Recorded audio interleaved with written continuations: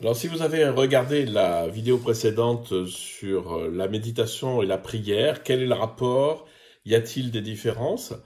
Vous vous serez dit, mais il n'a pas vraiment répondu à la question de Patricia qui était, je sais que vous méditez, mais est-ce que vous priez encore?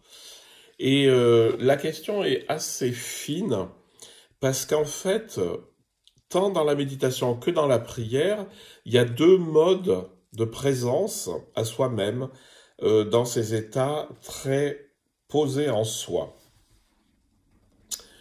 C'est-à-dire que soit je suis plongé dans le fond silencieux et aimant, que ce soit dans la prière ou la méditation, hein, c'est pas le sujet, puisque Thérèse d'Avila va bien dire je deviens amour, c'est-à-dire je suis plongé dans l'amour, je suis même plus conscient que je suis plongé dans l'amour. Donc il y a un état profond, très profond, spirituel, qui est d'être plongé dans cette conscience aimante ou dans cet amour conscient. Et l'autre face de cette présence intérieure, c'est d'en être conscient. C'est-à-dire que à un moment donné, on peut être conscient qu'il y a quelque chose qui est là. Hein, c'est-à-dire un regard légèrement réflexif.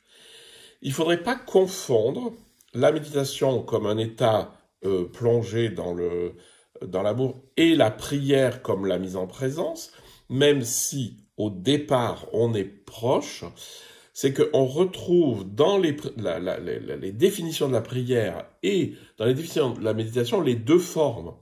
C'est-à-dire qu'on a une forme où je suis plongé dans, on va dire, dans les bains thermaux de l'amour et où je suis juste là en train d'en profiter dans le sens de la jouissance profonde de l'âme et une présence qui prend conscience de quelque chose. C'est-à-dire, je suis plus juste plongé dans la conscience aimante, mais je suis conscient de cette conscience aimante.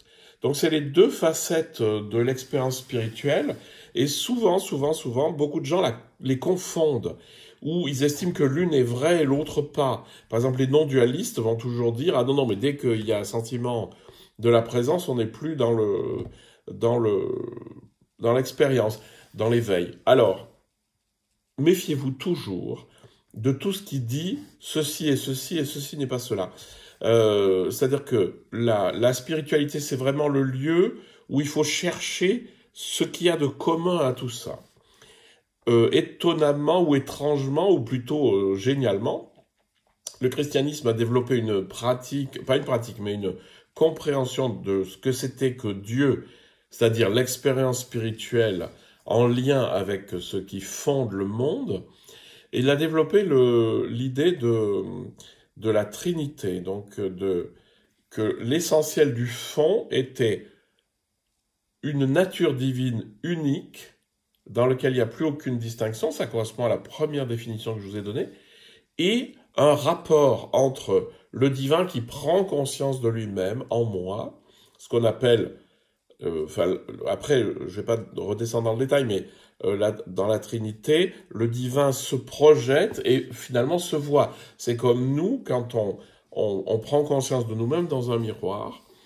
Et donc ça, c'est la dimension relationnelle de la spiritualité, où jaillit l'amour qu'on appelle l'Esprit Saint. Donc, deux manières d'être au monde très profondément dans des temps particuliers, parce que la prière et la méditation sont des temps particuliers, mais qui rejaillissent sur la vie, c'est un état où je suis noyé dans l'amour et dans la conscience, et un état où je prends conscience de cette chose qui m'habite. C'est-à-dire, je ne suis pas juste dedans, mais je sais que je suis dedans. Voilà, donc ne pas confondre les deux, ne pas s'interdire l'un ou l'autre. Et pour répondre vraiment à Patricia, bien sûr que je médite et bien sûr que je prie, mais le plus profond là-dedans, c'est qu'il y a des moments où je suis juste plongé en moi et des moments où je prends conscience qu'il y a quelque chose de plus grand que moi qui m'habite.